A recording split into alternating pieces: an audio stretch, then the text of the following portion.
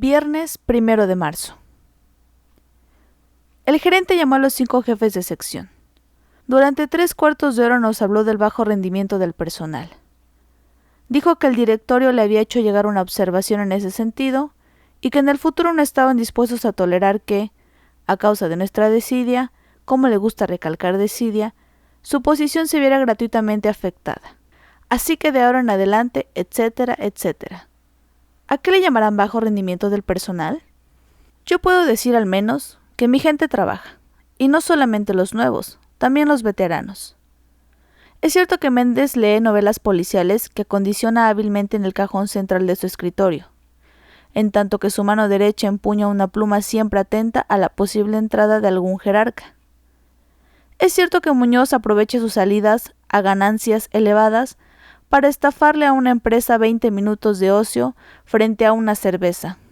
Es cierto que Robledo, cuando va al cuarto del baño, exactamente a las 10:15, lleva escondido bajo el guardapolvo el suplemento en colores o la página de deportes.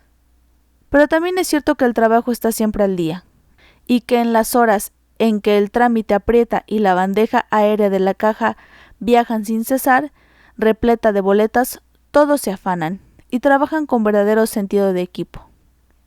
En su reducida especialidad, cada uno es un experto, y yo puedo confiar plenamente en que las cosas se están haciendo bien. En realidad, bien se hacía donde iba dirigido el garrote del gerente, expedición. Trabajaba desgano y además hace mal su tarea. Todos sabíamos hoy que la arenga era para Suárez, pero entonces, ¿a qué llamarnos a todos? ¿Qué derecho tiene Suárez de que compartamos su culpa exclusiva? ¿Será que el gerente sabe, como todos nosotros, que Suárez se acuesta con la hija del presidente? No está mal Lidia Valverde. Sábado 2 de marzo. Anoche, después de 30 años, volví a soñar con mis encapuchados. Cuando yo tenía 4 años, o quizá menos, comer era una pesadilla. Entonces mi abuela inventó un método realmente original para que yo tragase sin mayores problemas la papa deshecha. Se ponía un enorme impermeable de mi tío, se colocaba la capucha y unos anteojos negros. Con ese aspecto para mí terrorífico, venía a golpear en mi ventana. La sirvienta, mi madre, alguna tía, coreaban entonces: «Ahí está don Policarpo». Don Policarpo era una especie de monstruo que castigaba a los niños que no comían. Clavado en mi propio terror, el resto de mis fuerzas alcanzaba para mover mis mandíbulas a una velocidad increíble y acabar de ese modo con el desabrido, abundante puré. Era cómodo para todos. Amenazarme con don Policarpo equivalía a apretar un botón casi mágico. Al final se había convertido en una famosa diversión. Cuando llegaba una visita, la traían a mi cuarto para que asistiera a los graciosos pormenores de mi pánico. Es curioso cómo a veces se puede llegar a ser tan inocentemente cruel. Porque, además del susto, estaban mis noches. Mis noches llenas de encapuchados silenciosos. Rara especie de policarpos que siempre estaban de espaldas, rodeados de una espesa bruma. Siempre aparecían en fila, como esperando turno para ingresar a mi miedo. Nunca pronunciaban palabra, pero se movían pesadamente en una especie de interminable balanceo, arrastrando sus oscuras túnicas, todas iguales, ya que en eso había venido a parar el impermeable de mi tío. Era curioso. En mis sueños sentía menos horror que en la realidad, y, a medida que pasaban los años, el miedo se iba convirtiendo en fascinación. Con esa mirada absorta que uno suele tener por debajo de los párpados del sueño, yo asistía como hipnotizado a la cíclica escena. A veces, soñando otro sueño cualquiera, yo tenía una oscura conciencia de que hubiera preferido soñar mis policarpos. Y una noche vinieron por última vez. Formaron en su fila, se balancearon, guardaron silencio y, como de costumbre, se esfumaron. Durante muchos años dormí con una inevitable desazón, con una casi enfermiza sensación de espera. A veces me dormía decidido a encontrarlos, pero solo conseguía crear la bruma y, En raras ocasiones, sentir las palpitaciones de mi antiguo miedo. Solo eso. Después, fui perdiendo aún esa esperanza y llegué insensiblemente a la época en que empecé a contar a los extraños el fácil argumento de mi sueño. También llegué a olvidarlo, hasta anoche. Anoche, cuando estaba en el centro mismo de un sueño más vulgar que pecaminoso, todas las imágenes se borraron. Y apareció la bruma, y en medio de la bruma todos mis policarpos. Sé que me sentí indeciblemente feliz y horrorizado. Todavía ahora, si me esfuerzo un poco, puedo reconstruir algo de aquella emoción. Los policarpos, los indeformables, eternos, inocuos policarpos de mi infancia, se balancearon y, de pronto, hicieron algo totalmente imprevisto. Por primera vez se dieron la vuelta, solo por un momento, y todos ellos tenían el rostro de mi abuela. Martes 12 de marzo. Es bueno tener una empleada que sea inteligente. Hoy, para probar a Avellaneda, le expliqué de un tirón todo lo referente a Contralor. Mientras yo hablaba, ella fue haciendo anotaciones. Cuando concluí dijo: «Mire, señor, creo que entendí bastante, pero tengo dudas sobre algunos puntos». ¿Dudas sobre algunos puntos? Méndez, que se ocupaba de eso antes que ella, necesitó nada menos que 4 años para disiparlas. Después la puse a trabajar en la mesa que está a mi derecha. De vez en cuando le echaba un vistazo. Tiene lindas piernas. Todavía no trabaja automáticamente, así que se fatiga. Además es inquieta, nerviosa. Creo que mi jerarquía, pobre inexperta, le cohíbe un poco. Cuando dice «Señor Santomé», siempre pestañea. No es una preciosura. Bueno, sonríe pasablemente. Algo es algo. Miércoles 13 de marzo. Esta tarde, cuando llegué del centro, Jaime y Esteban estaban gritando en la cocina. Alcancé a oír que Esteban decía algo sobre los podridos de tus amigos. En cuanto sintieron mis pasos, se callaron y trataron de hablarse con naturalidad. Pero Jaime tenía los labios apretados y Esteban le brillaban los ojos. «¿Qué pasa?», pregunté. Jaime se encogió de hombros y el otro dijo: «Nada que te importe». Qué ganas de encajarle una trompada en la boca. ¿Eso es mi hijo? Ese rostro duro que nada ni nadie ablandará jamás. ¿Nada que me importe? Fui hasta la heladera y saqué la botella de leche, la manteca. Me sentí indigno, abochornado. No era posible que él me dijera «nada que te importe», y yo me quedara tan tranquilo, sin hacerle nada, sin decirle nada. Me serví un vaso grande. No era posible que él me gritara con el mismo tono que yo debía emplear con él, y que, sin embargo, no empleaba. ¿Nada que me importe? Cada trago de leche me dolía en las sienes. De pronto, me di vuelta y lo tomé de un brazo. Más respeto con tu padre, ¿entiendes? Más respeto. Era una idiotez decirlo ahora, cuando ya había pasado el momento. El brazo estaba tenso, duro, como si repentinamente se hubiera convertido en acero, o en plomo. Me dolió la nuca cuando levanté la cabeza para mirarlo en los ojos. Era lo menos que podía hacer. No, él no estaba asustado. Simplemente sacudió el brazo hasta soltarse. Se le movieron las aletas de la nariz y dijo: «¿Cuándo crecerás?», y se fue dando un portazo. Yo no debía tener una cara muy tranquila cuando me di vuelta para enfrentar a Jaime. Seguía recostado en la pared. Sonrió con espontaneidad y solo comentó: «¡Qué mala sangre! Viejo, qué mala sangre. Es increíble», pero en ese preciso instante sentí que se me helaba la rabia. «Es que también tu hermano», dije, sin convicción. «Déjalo», contestó él. «A esta altura ninguno de nosotros tiene remedio». Viernes 15 de marzo. Mario Vignale estuvo a verme en la oficina. Quiere que vaya a su casa la semana que viene. Dice que encontró antiguas fotos de todos nosotros.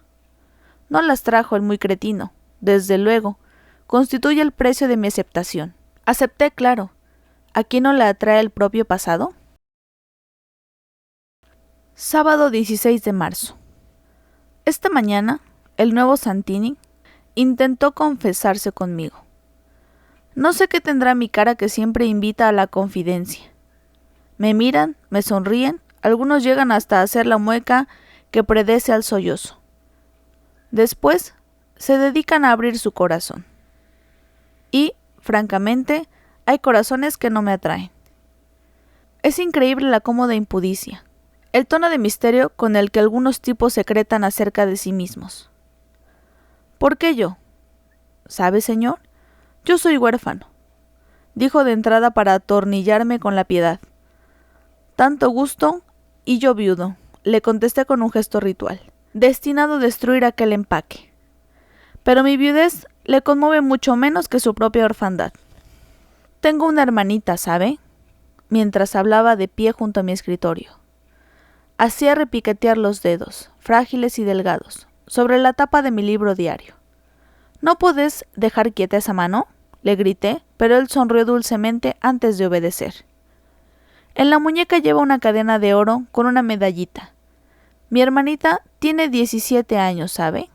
¿Él sabe? ¿Es una especie de tic? ¿No me digas? ¿Y está buena? Era mi desesperada defensa antes de que se rompieran los diques de su último remedo de escrúpulos y yo me viera definitivamente inundado por su vida íntima. «¿Usted no me toma en serio?», dijo apretando los labios y se fue muy ofendido a su mesa. No trabaja demasiado rápido. Tardó 2 horas en hacerme el resumen de febrero. Domingo 17 de marzo. Si alguna vez me suicido, será en domingo. Es el día más desalentador, el más insulso. Quisiera quedarme en la cama hasta tarde, por lo menos hasta las 9 o las 10. Pero a las 6:30 me despierto solo y ya no puedo pegar los ojos. A veces pienso que haré cuando toda mi vida sea domingo. ¿Quién sabe? A lo mejor me acostumbro a despertarme a las 10. Fui a almorzar al centro, porque los muchachos se fueron por el fin de semana, cada uno por su lado. Comí solo. Ni siquiera me sentí con fuerzas para entablar con el mozo el facilongo y ritual intercambio de opiniones sobre el calor y los turistas. 2 mesas más allá había otro solitario. Tenía el ceño fruncido.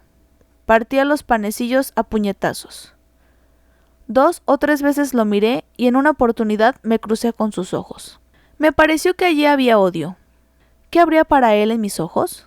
Debe ser una regla general que los solitarios no simpaticemos. ¿O será que sencillamente somos antipáticos? Volví a casa. Dormí la siesta y me levanté pesado, de mal humor. Tomé unos mates y me fastidió que estuviera amargo. Entonces me vestí y me fui otra vez al centro.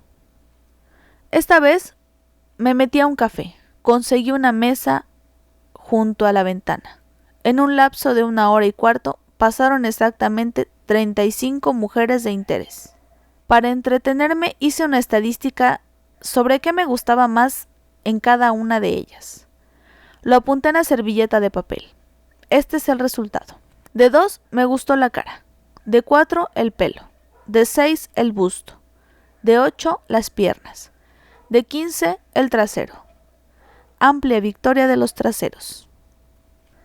Lunes 18 de marzo. Anoche Esteban volvió a las 12. Jaime a las 12:30, Blanca a la 1. Los sentí a todos. Recogí minuciosamente cada ruido, cada paso, cada palabrota murmurada. Creo que Jaime vino un poco borracho. Por lo menos se tropezaba con los muebles y tuvo abierta como media hora la canilla del lavabo. Sin embargo, las puteadas eran de Esteban, que nunca toma. Cuando llegó Blanca, Esteban le dijo algo desde su cuarto y ella contestó que se metiera en sus cosas. Después, el silencio. 3 horas de silencio. El insomnio es la peste de mis fines de semana. Cuando me jubile, ¿no dormiré nunca? Esta mañana solo hablé con Blanca. Le dije que no me gustaba que llegara a esas horas. Ella no es insolente, de modo que no merecía que yo la rezongara. Pero además está el deber de padre y madre.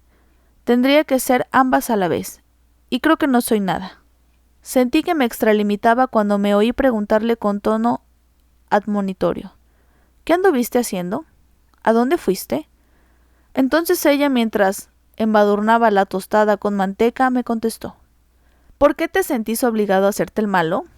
Hay dos cosas de las cuales estamos seguros: que no tenemos cariño y que yo no estoy haciendo nada incorrecto.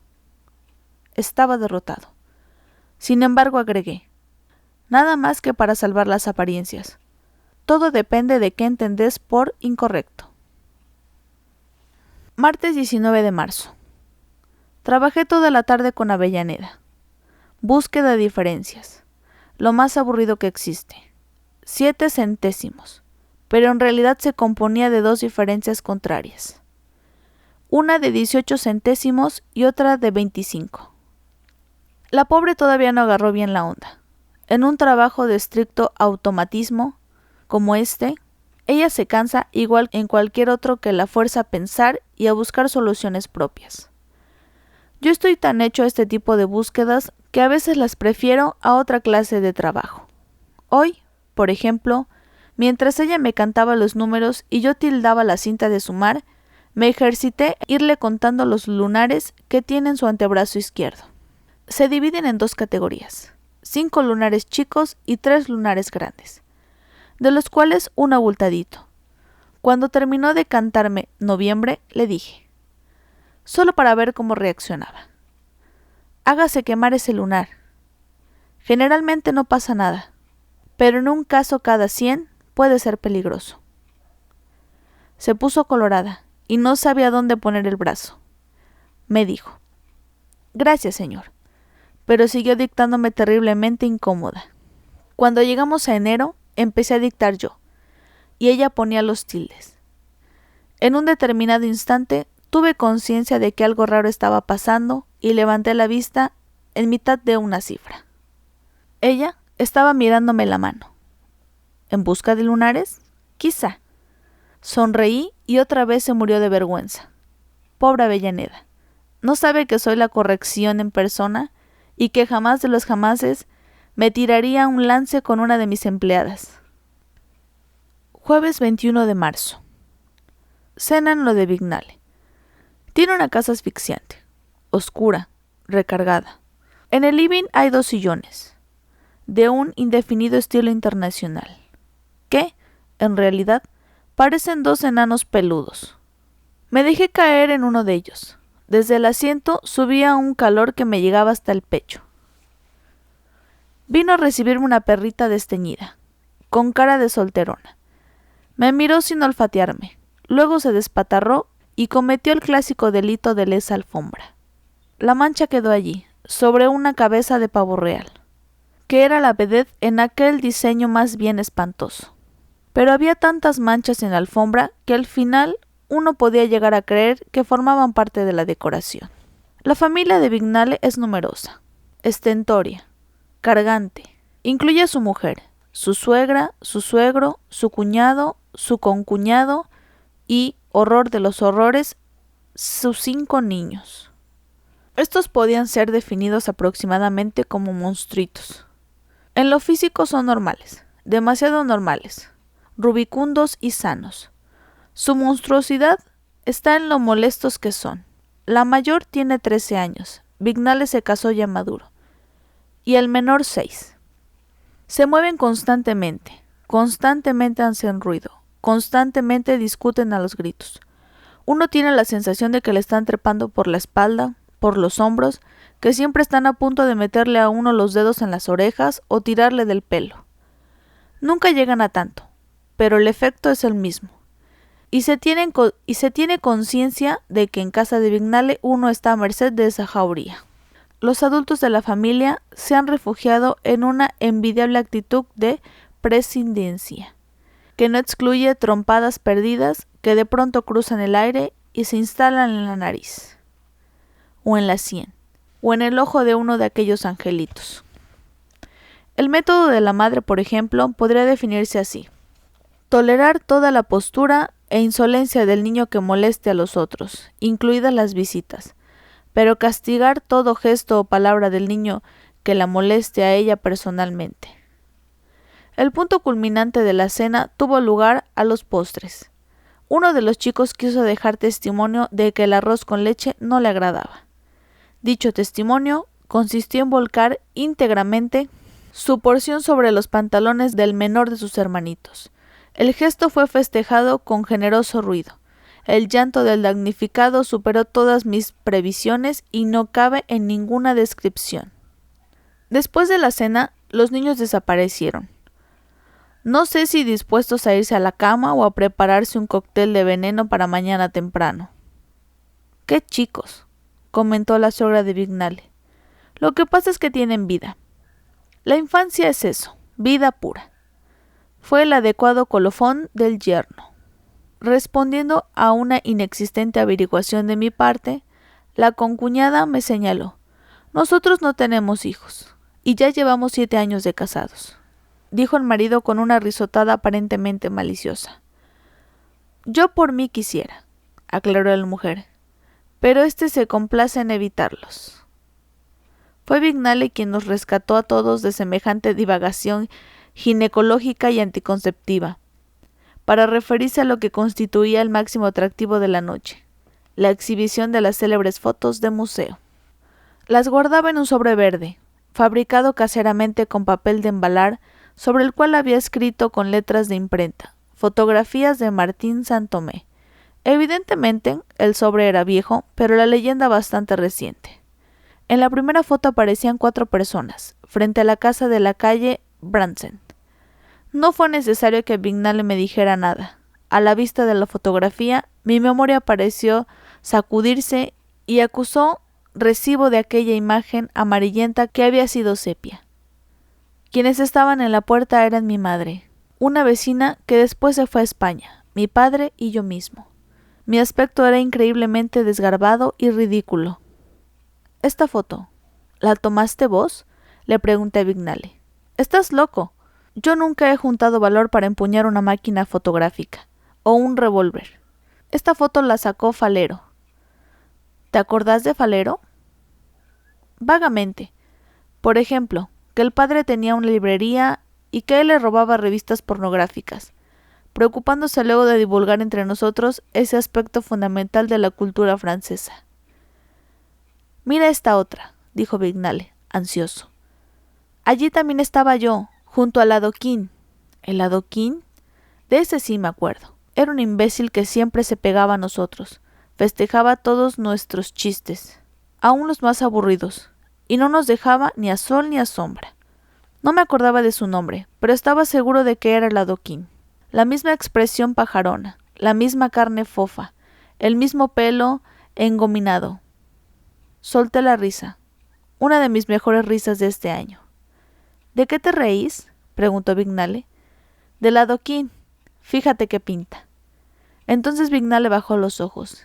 Hizo una recorrida vergonzante por los rostros de su mujer, de sus suegros, de su cuñado, de su concuñada, y luego dijo con voz ronca: «Creí que ya no te acordabas de ese mote. Nunca me gustó que me llamaran así». Me tomó totalmente de sorpresa. No supe qué hacer ni qué decir. ¿Así que Mario Vignale y el adoquín eran una misma persona? Lo miré, lo volví a mirar y confirmé que era estúpido, empalagoso y pajarón, pero evidentemente se trataba de otra estupidez, de otro empalago, de otra pajonería. No eran las del adoquín de aquel entonces. ¿Qué iban a hacer? Ahora tienen no sé qué de irremediable. Creo que balbucé. «Pero che, si nadie te lo decía con mala intención. Acordate de que a Prado le decían el conejo. Ojalá me hubieran llamado a mí el conejo», dijo, en tono compungido, el adoquín Vignale. Y no miramos más fotografías. Viernes 22 de marzo. Corrí 20 metros para alcanzar el ómnibus y quedé reventado. Cuando me senté, creí que me desmayaba.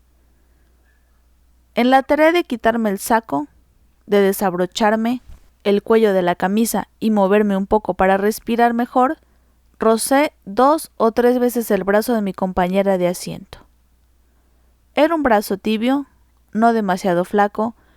En el roce sentí el tacto afelpado del vello, pero no lograba identificar si se trataba del mío, o el de ella, o el de ambos. Desdoblé el diario y me puse a leer. Ella, por su parte, leía un folleto turístico sobre Austria. De a poco fui respirando mejor, pero me quedaron palpitaciones por todo un cuarto de hora. Su brazo se movió 3 o 4 veces, pero no parecía querer separarse totalmente del mío. Se iba y regresaba. A veces el tacto se limitaba a una tenue sensación de proximidad en el extremo de mis vellos. Miré varias veces hacia la calle, y de paso la fiché. Cara angulosa, labios finos, pelo largo, poca pintura, manos anchas, no demasiado expresivas. De pronto el folleto se le cayó y yo me agaché a recogerlo. Naturalmente, eché una ojeada a las piernas. Pasables, con una curita en el tobillo. No dijo gracias.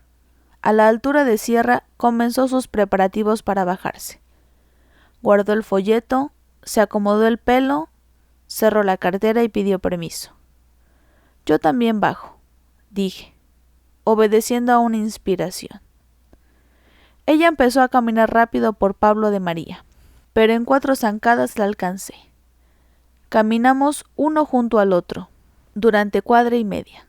Yo estaba aún formando mentalmente mi frase inicial de abordaje, cuando ella dio vuelta la cabeza hacia mí y dijo: «Si me va a hablar, decídase». Domingo 24 de marzo. Pensándolo bien, qué caso extraño el del viernes.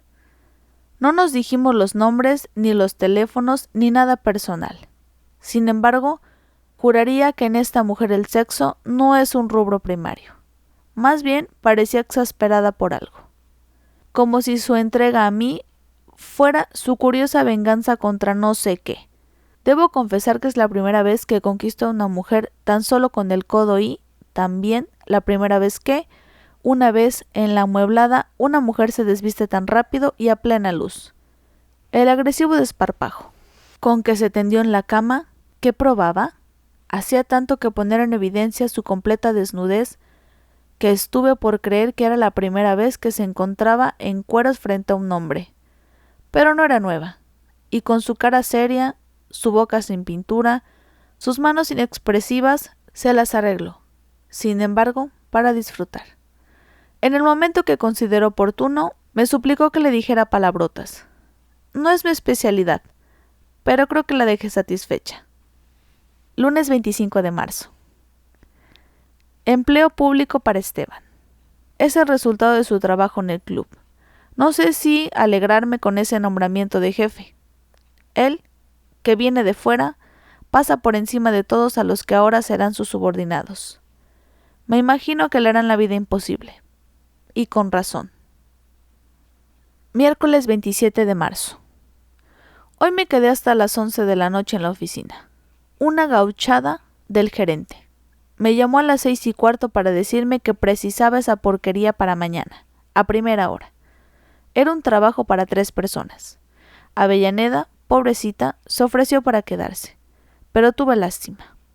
También se quedaron 3 en expedición. En realidad era lo único verdaderamente necesario. Pero claro, el gerente no iba a hacer trabajar extra al macho de la Valverde sin adornarle el castigo con el trabajo extra de algún inocente. Esta vez el inocente fui yo. Paciencia. Estoy deseando que Valverde se aburra de ese cafillo. Me deprime horriblemente trabajar fuera de hora.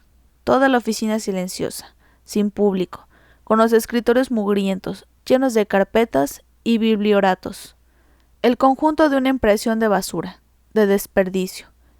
Y en medio de ese silencio y de esa oscuridad, 3 tipos aquí y 3 allá, trabajando sin ganas, arrastrando el cansancio de las 8 horas previas.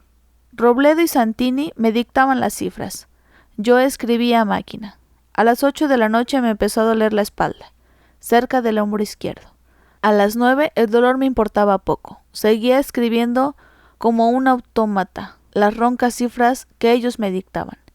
Cuando terminamos nadie habló. Los de expedición ya se habían ido. Fuimos los tres hasta la plaza. Les pagué un café en el mostrador del Sorocabana y nos dijimos chao. Creo que me guardaron un poco de rencor porque los elegí a ellos. Jueves 28 de marzo. Hablé largamente con Esteban. Le expuse mis dudas sobre la justicia de su nombramiento. No pretendía que renunciara, por Dios. Sé que eso ya no se estila. Simplemente me hubiera gustado oírle decir que se sentía incómodo. De ningún modo. No hay caso, viejo. Vos seguís viviendo en otra época. Así me dijo. Ahora nadie se ofende si viene un tipo cualquiera y lo pasa en el escalafón. ¿Y sabes por qué nadie se ofende? Porque todos harían lo mismo si la ocasión se les pusiera a tiro. Estoy seguro de que a mí no me van a mirar con bronca, sino con envidia. Le dije, bueno, ¿qué importa lo que dije? Viernes 29 de marzo. ¡Qué viento asqueroso! Me costó un triunfo llegar por Ciudadela desde Colonia hasta la plaza. A una muchacha el viento le levantó la pollera. A un cura le levantó la sotana. Jesús, qué panoramas tan distintos. A veces pienso qué habría ocurrido si me hubiese metido a cura. Probablemente nada. Tengo una frase que pronuncio 4 o 5 veces por año. Hay 2 profesiones para las que estoy seguro de no tener la mínima vocación: militar y sacerdote. Pero creo que lo digo por vicio, sin el menor convencimiento. Llegué a casa despeinado, con la garganta ardiendo y los ojos llenos de tierra. Me lavé, me cambié y me instalé a tomar mate detrás de la ventana. Me sentí protegido, y también profundamente egoísta. Veía pasar a los hombres, mujeres, viejos, niños, todos luchando contra el viento y ahora también con la lluvia. Sin embargo, no me vinieron ganas de abrir la puerta y llamarlos para que se refugiaran en mi casa y me acompañaran con un mate caliente. Y no es que no se me haya ocurrido hacerlo, la idea me pasó por la cabeza. Pero me sentí profundamente ridículo y me puse a imaginar las caras de desconcierto que pondría la gente, aún en medio del viento y de la lluvia. ¿Qué sería de mí en este día si hace 20 o 30 años me hubiera decidido a meterme a cura? Sí, ya sé, el viento me levantaría la sotana y quedaría al descubierto mis pantalones de hombre vulgar y silvestre. Pero, ¿y en lo demás? ¿Habría ganado o habría perdido? No tendría hijos. Creo que habría sido un cura sincero, 100% casto. No tendría oficina, no tendría horario, no tendría jubilación. Tendría a Dios, eso sí, y tendría religión. Pero, ¿es que acaso no los tengo? Francamente, no sé si creo en Dios. A veces imagino que, en el caso de que Dios exista, no habría de disgustarle esta duda. En realidad, los elementos que Él o Él mismo nos ha dado, raciocinio, sensibilidad, intuición, no son en absoluto suficientes como para garantizarnos ni su existencia ni su no existencia.